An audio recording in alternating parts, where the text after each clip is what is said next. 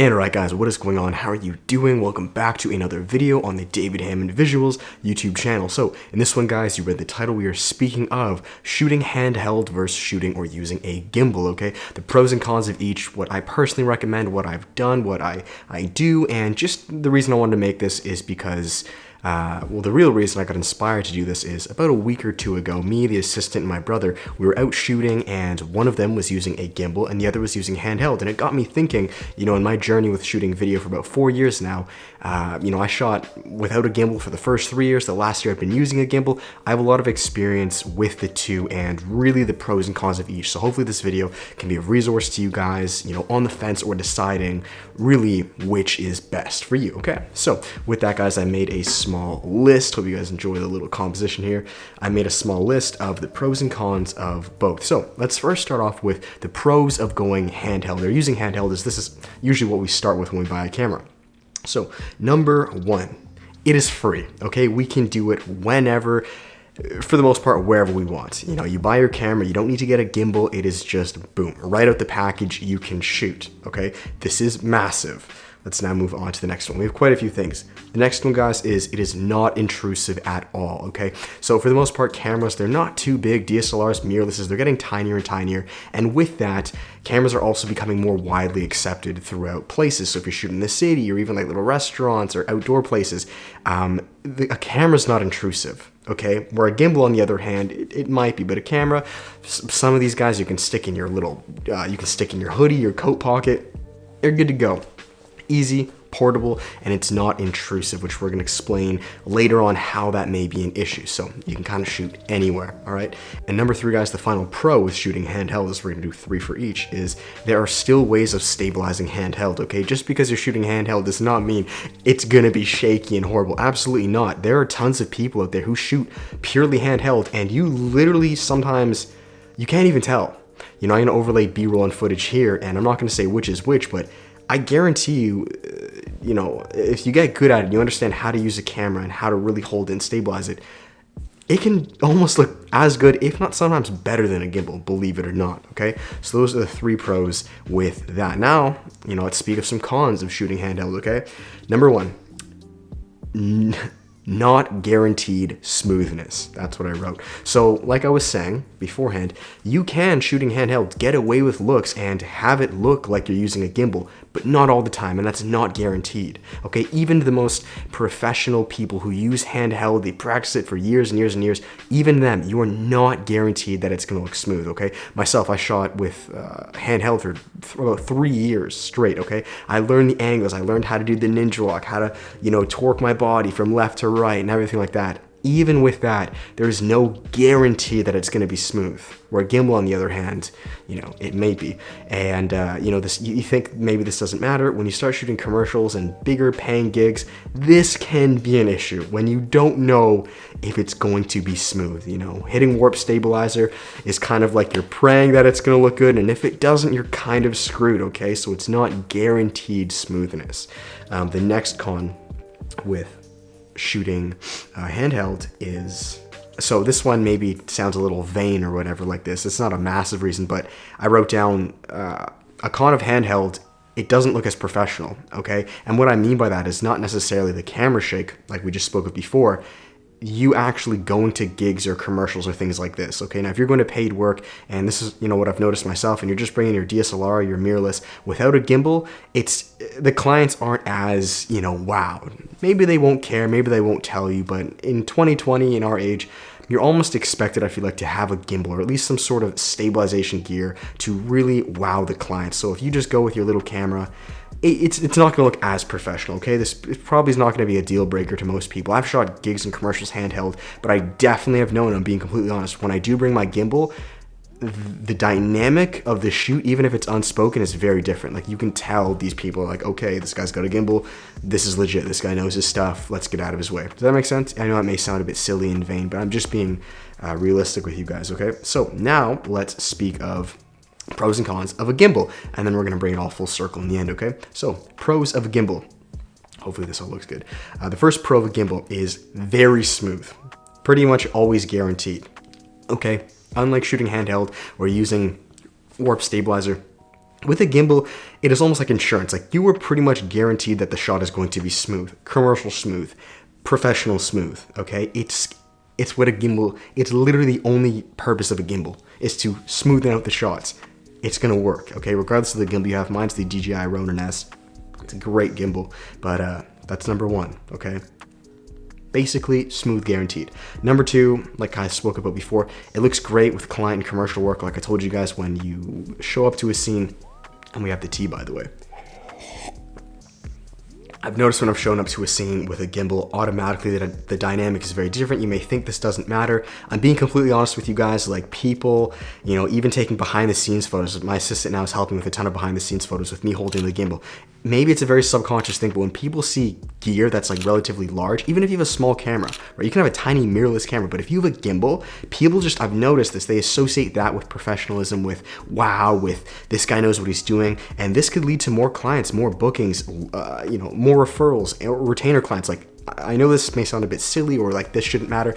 It's just the reality though. Like, a gimbal, I've noticed, it does boost up your professionalism, whether, you know, you think it does or not, okay? The last pro, and I'm sure, guys, there are tons of more pros and cons, but this is just what what came to mind. The last pro is, this is actually a very big one. Utilizing a gimbal allows you to get many more shots than handheld. Okay, the thing with handheld is, if you're gonna try to keep it smooth, for the most part, you're gonna have to keep your arms tucked in, you're gonna have to sway from the right side to the left side, maybe move in and out, you know, you can do a bit of ninja walking here and there, but that's pretty much it. Okay, maybe a little orbit here and there. If you're just gonna start walking or just moving everywhere or even running like you can do on a gimbal, it's gonna look horrible if you're going for the smooth look handheld. You just can't do it, okay? So you're limited with handheld to the amount of shots you can get, where with a gimbal, man, you can get running shots, you can go in a car, you can move fast, like you can jump up and down, like you can do it. A gimbal just opens so many doors for shots, and that's just the reality. So that can definitely help you. Maybe it's not a deal breaker, because I definitely notice when I'm using the gimbal, quite a few shots I'm replicating what I would do handheld, but there are times where there would be no way, okay, that I would be able to do this shot handheld. So that is a pro of shooting gimbal. Now let's speak of the cons of shooting or using a gimbal with your camera. So number one, they're expensive, okay? They cost money. Like I said, the camera comes, you know, you're good to go. You just get your camera, you can shoot handheld. Not with a gimbal. You're gonna have to invest money, sometimes $1,000 plus into a gimbal. You know, thankfully nowadays they have more gimbals, a wider variety, which are definitely cheaper. Personally though, you need to keep in mind that the cheaper the gimbal, usually the cheaper the quality. I've seen quite a few gimbals. My assistant has a gimbal and I have a gimbal. There is a definite notice or difference in quality. So I'm just being honest. Usually you're gonna get what you pay for. The DJI Ronin S, when I bought it, and I believe right now is around $1,000 Canadian, so a bit less if US, and it's amazing, okay? So personally, you're looking at around close to $1,000 Canadian, so about like 800 something US for a good gimbal. The Ronin S is what I recommend, especially if you have a heavier camera. It has, man, there are no bumps, there are no quirks, there are no jolts. All day battery life, it can support heavy loads, like it never freaks out on me. It's very responsive. That's personally what I recommend, but there are tons of gimbals out there, so they can be expensive, and you're gonna pay for the quality, you're gonna pay for what you get, okay? That can be a con. Number two, they are definitely much more intrusive. So the pros of using these for client stuff is, you know, the wow factor looks great. The cons though is that because, you know, wow, they stand out, people notice them, that may not always be a good thing. So if you're maybe not doing a shoot, or maybe you are, and you're going to, you know, a discreet place like a restaurant or a little gig or a little bar where maybe you shouldn't be bringing your camera, if you have your gimbal and your camera, you can't hide that. You can't hide that. A little camera you can hide, they're not too intimidating. A gimbal is, you will get eyes to you. Okay, so there have been times where I have not been able to get certain shots or videos because simply for that reason. I've either had to, you know, talk to the owners beforehand, which was, you know, sometimes you don't want to do that, or I just haven't been able to do it because clearly, like, it's intrusive. I'm not gonna lie, especially a bigger gimbal like that. They can be intrusive, which may not always be an issue, you know, if you can talk to them beforehand. And to be honest, I don't have a huge issue with that, but I'm being honest. You will notice that, okay? And finally, the last con of a gimbal, you know, is there's a learning curve to understanding how they work. Okay, so my assistant, he's fairly new to gimbal use and he's still learning, and because of that, the shots aren't amazing. He's still figuring it out. Learning a gimbal can be a little tricky for some people, and it can take a little while, okay? And this isn't just learning how to turn it on and balance the gimbal. That's something in and of itself. Really what I mean is learning how your gimbal works. It's like your camera. Like, you can learn how to turn your camera on and off, but learning your camera inside and out, that can take a little while. It can take months, okay? I'm still learning with my gimbal, you know, the exact settings, how I like it, what underslung is, do I like it this way, if I notice I jerk it up too quick, like, does that make sense? So it can be a bit of a learning curve, but once you learn it, I mean, it's pretty much smooth sailing. You know, within a few weeks, months, you're pretty much good to go. So that, guys, is what I wrote down for the pros and cons of handheld versus gimbal use. I want to bring it full circle now to you guys with what do I recommend, what do I think you guys should do, and that is going to completely depend on who you are as a videographer, okay? If you were just starting off, I would definitely recommend just shooting handheld. I don't think there's any need to shoot with a gimbal. What if you don't even like shooting video and you just bought a $1,000 gimbal and you don't even use it? Shoot handheld for your first at least 6 months, in my opinion, even up to a year. I shot 3 years, okay? Eventually, when you get to a point where, this is, I think, the deciding factor should be, when you are progressing as a videographer and you now are hitting a roadblock where you literally cannot surpass this, being you can't get the shots that you want.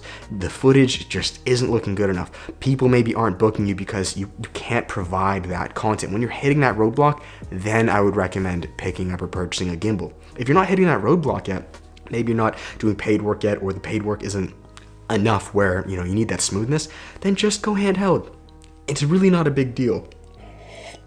Again, like I said, you can learn how to shoot handheld and have it smooth, whether that's buying lenses with image stabilization, having your camera with image stabilization, you know, using a strap and holding, using 3 points of contact. Like, there are ways to get around it, don't get me wrong. And I've gotten around it. I told you, I've shot commercials handheld, but you know, there will be that wall where I believe, as all videographers, you will cross that eventually.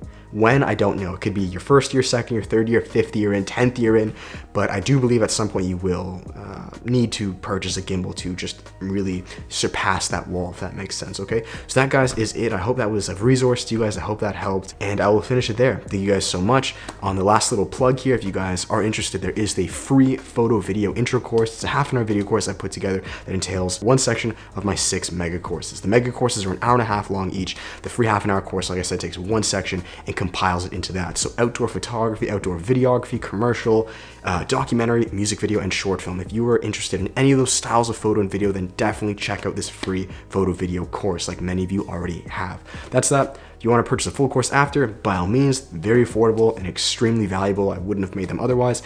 And there is always one-on-one photo video coaching if you guys really want to take it to that next level. That is it for the plugs. Thank you guys so much. I appreciate you guys, and I will talk to you in the next one. Go shoot, go learn, be creative, and make it work for yourself, okay? So that's that. Thanks, guys. Peace.